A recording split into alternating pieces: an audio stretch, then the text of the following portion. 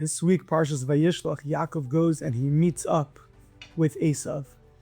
Yaakov sends Esav malachim, angels or messengers, and he says, Im Lavan garti.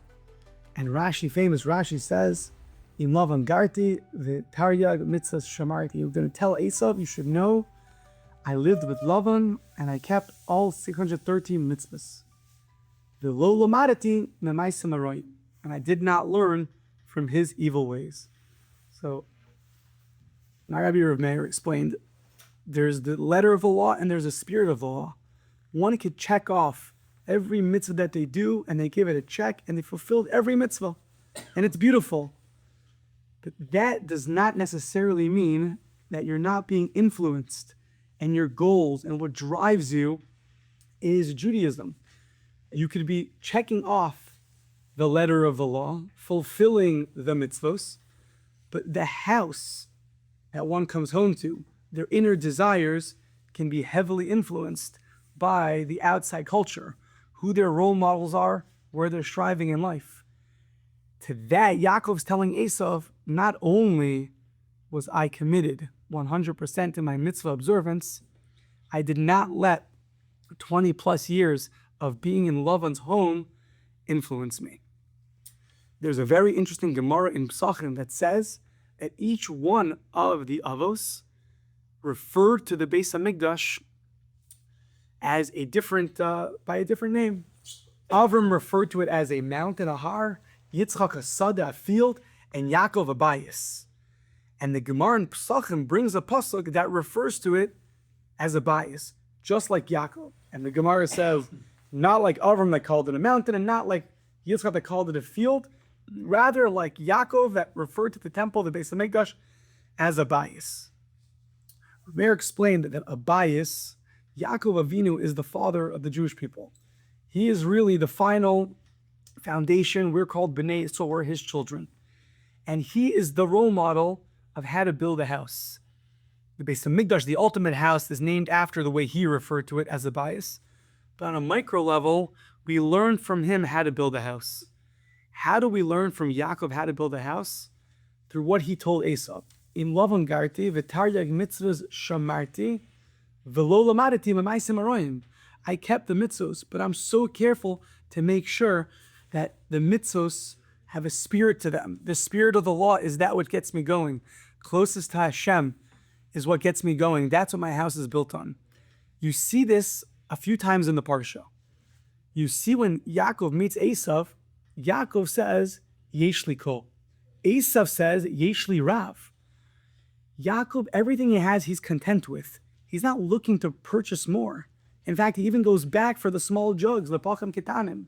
Esav, Yesh li rav. I have a lot, but I always want more. That's foundational for a home. To be satisfied with that which Hashem gives you. Use what you have to its fullest and not always search for more. That's one of the ways we see from Yaakov. He was able to become the father of the Jewish people and have him be the role model of how to build a house, is Yesh li kol. Everything you have, you're happy with, and you're not looking for more. And everything you have, you're using to your best ability.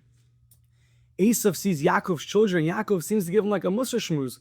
These are my children, that Hashem, he graced upon me these children.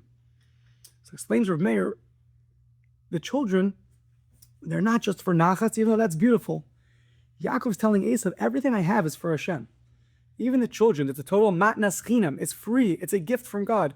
They're there to serve Hashem. Everything I have, even the children I have, it's all ultimately for Hashem. Everything Yaakov has, whether it's his possessions, whether it's children, it's with one goal in mind. How can I use this to serve Hashem better? When Yaakov goes and fights with the angel of Esav, Rabbi Yosef Elephant explains what happened over here. Yaakov fought, and the pasuk says v'tuchal, and he won. And yet we're called Bnei Yisrael from the word saris, the word that the Torah uses, which connotes fighting, struggling, wrestling with. Wouldn't it be so much simpler, wouldn't it make more sense to call the Jewish people v'tuchal, or the Bnei v'tuchal, who are the ones that won the battle? He explains that the goal of the Yetzer Hara, the goal of Esav, he doesn't really have such an existence on his own. He's just there to force us to grow. He's just there. His whole mission is to challenge us. The proof is, when he asked him, what's your name? The angel didn't answer what his name is.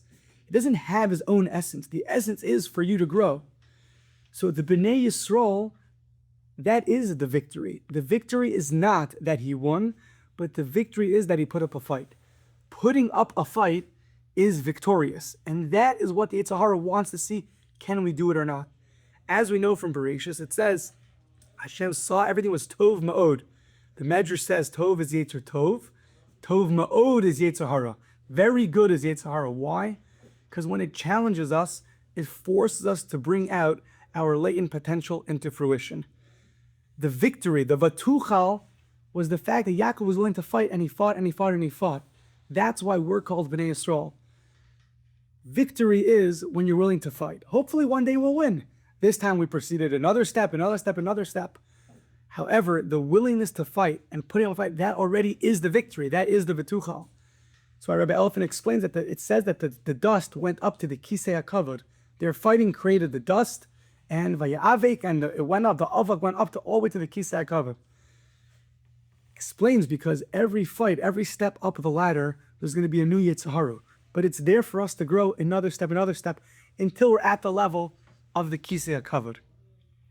So both Yaakov's messages of how to create a foundation of a Jewish home, of Yesh Li Kol, I have everything I need, of everything I have is for Hashem, and not to be influenced by society around us, but to maintain that Kedusha, and furthermore to understand that the willingness to fight itself, that is victorious. So if one is in a struggle, the struggle itself is the victory, even if at the end one loses. But right now, a person was willing to fight. He did more than he thought he could.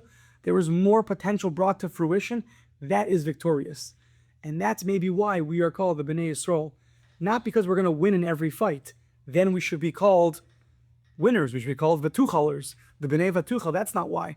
But it's because we're Bnei Yisrael. We are willing, when we meet up with our version of the angel of Esav, we don't say we're giving up. Rather, we're willing to fight.